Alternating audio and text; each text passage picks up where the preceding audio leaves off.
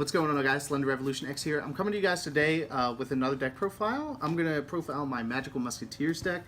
I've been playing with this for about a month now. Not really enjoying the meta and just wanting to play something that has a unique mechanic. I really enjoy Magical Musketeers. Catches a lot of people by surprise. Has a good matchup against quite a few decks.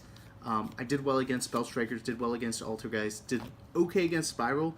The issue with this deck is it's hard to get over big monsters. But you know, it's fun to play around with. It's pretty budget at this point. And just like I said, the mechanic is the reason I wanted to pick it up. Just doing something different in the game of Yu-Gi-Oh! Today and finding a way to win is pretty interesting. So let's delve into it. Are we good here? Mm-hmm. Starting off, we got your boy Caspar. He's this main searcher and, you know, the boss monster of the deck. A lot of people thought Starfire was, but I'm playing a lot like Deception's build, whereas I'm not going to play the Tune Table of Contents.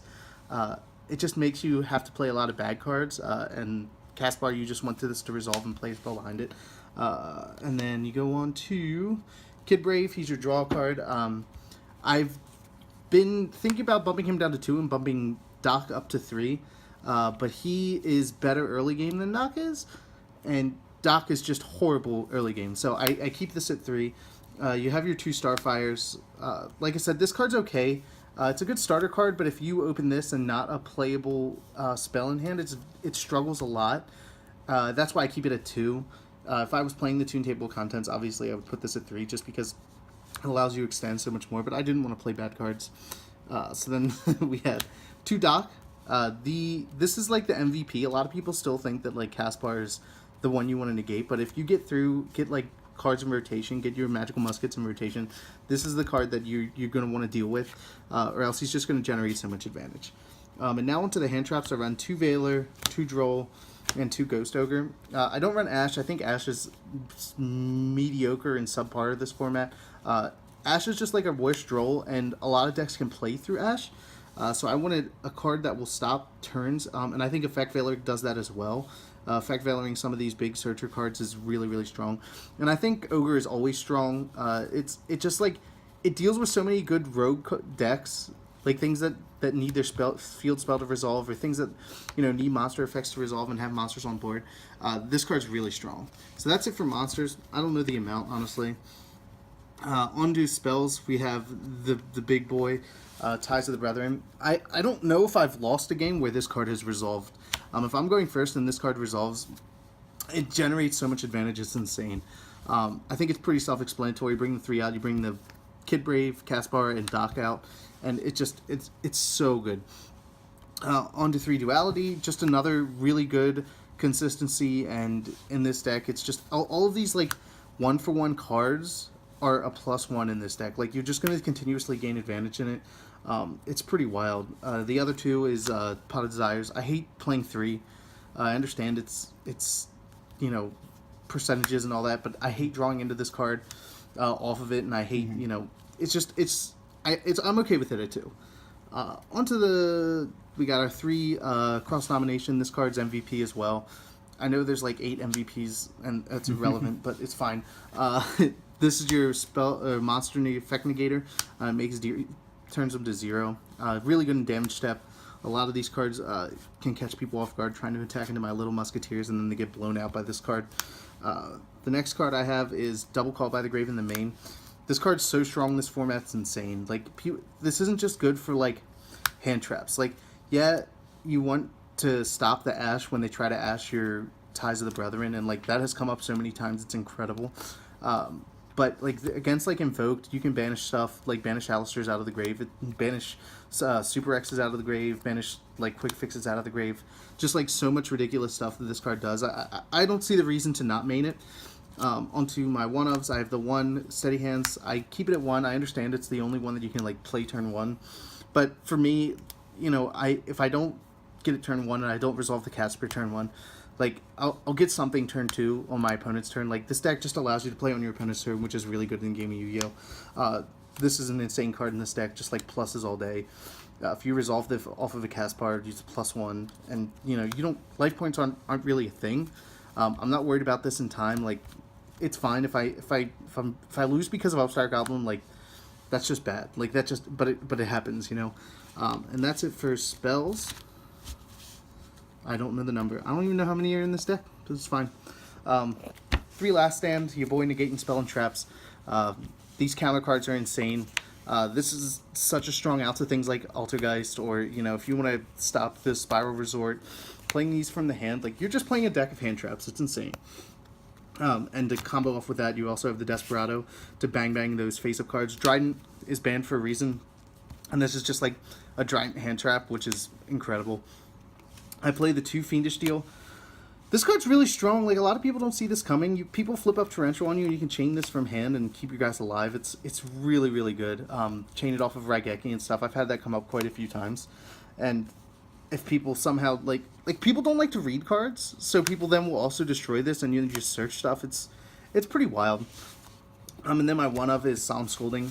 I took that from Deception's book. You're never really setting anything, so, like, stopping normal summons is huge in the game right now, and having this to stop normal summons or stop, you know, any problem cards, this literally negates anything. This is the best Solemn, but it's so, like, hard to play in other decks where you play back row, but in this it's just, like, completely free. So that's it for the main deck. Like I said, it's probably 40, maybe, I don't know. But onto the extra deck. I don't even have a complete extra deck. It's just like, hey, I've got Cherry's targets plus, like, rank 3s. So my Cherry's targets are ABC Buster Dragon, because I pretty much auto-lose to ABC. It's really bad. It's really a bad matchup. Double Helix, the Hextia, and if I had Isolde, I'd play Isolde. But, like, these are my big ones. I don't consider Invoked a hard matchup. It's just Yu-Gi-Oh! Like, you're going to play these decks. But for that's, like, my biggest targets. And I mean, I guess you can count this as a target, but this is, like, really just to deal with if you get Iblis sent to you. Like, you have so much room in this extra deck, there's no reason to not play this. Then my rank 3s, you know, all of them have a really good purpose. They're just like this card's insane. Like, getting over 2800 is so hard when there's no, like, masterpiece in the game right now. Like, decks struggle to get over this. And Destruction of Spell and Traps is really good. This is your 1-for-1 trade of Destruction. This is a big beater. This is how, like, you can push for a lot of damage. And I haven't made this yet, but theoretically, like, pushing over monsters directly, or pushing directly into life points is good. The last rank 3 I run is the Hiatus to rank up into M7 for more recycling. And then I run the 1 Underclock Taker because it's a generic good, like, 2-monster link. And then last but not least, I run the Trishula.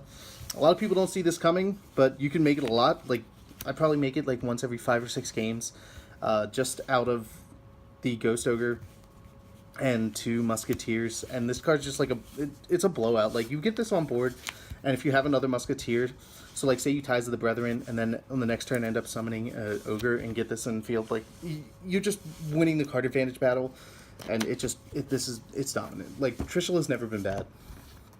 Onto the sideboard, 3 Cherries, obviously. They don't really need an explanation. This is, like, arguably the best hand trap this format. A lot of people starting to main it. It's tough because if you main it and then play a deck that doesn't use the extra deck, like, you lose. 2 Sphere Mode, because getting extra link sucks, especially in a deck that's based on, like, attrition. Like, I'm just going to try to out-advantage you, and when you start with a board of, like, 7 monsters, this is a good way to break the extra deck, or break the extra link board. 2 Shared Ride for that Brandish matchup, and really, like, Gogi as well. If you're going first, this goes in, and it just generates you so much advantage. I don't really think it needs a whole lot more explaining than that. 2 Cyclone to deal with back row. I haven't really sided this in a whole lot, but, like, in theory, it's good. The Dark Hole and Raigeki, just board wipes. I don't main this because it's not good going turn 1. Like, if you're going first, like, these cards aren't great.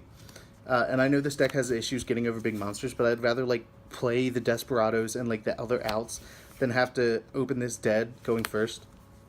And the last spell I run is Emergency Provisions. The new time rules are horrible.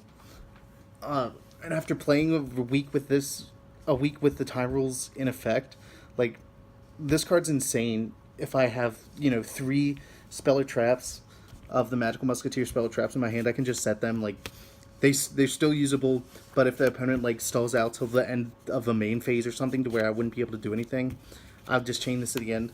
gain 3,000 life points. It's nutty. And then my traps, 2 Mind Crush.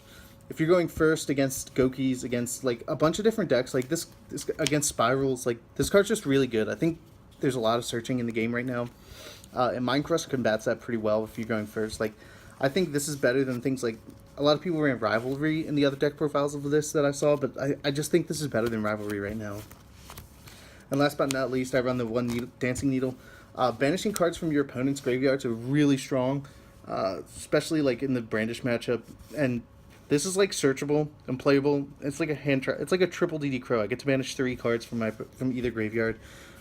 It's really good. But like I said, it's not worth main decking. So, but I think that's everything. I think we went over everything. It's a really fun deck. I would suggest playing it. It gives you another look into different mechanics in Yu-Gi-Oh. Like, there's not a lot of things that deal with this and deal with cards like this deck does, and it's just an interesting deck. I really enjoy it. I'm going to continue playing it, and we'll see. You know, I'll take it to some major tournaments. I wouldn't hate taking this to a major tournament, but for right now, that's everything. If you guys like the video, remember to hit that like button. Show me you like the content that I'm putting out. If you have any comments, leave them in the comments section below. And as always, remember to subscribe to join the revolution today. This is SlenderRevolutionX signing out, and I'll see you guys next time. Thanks for watching. We've only just begun.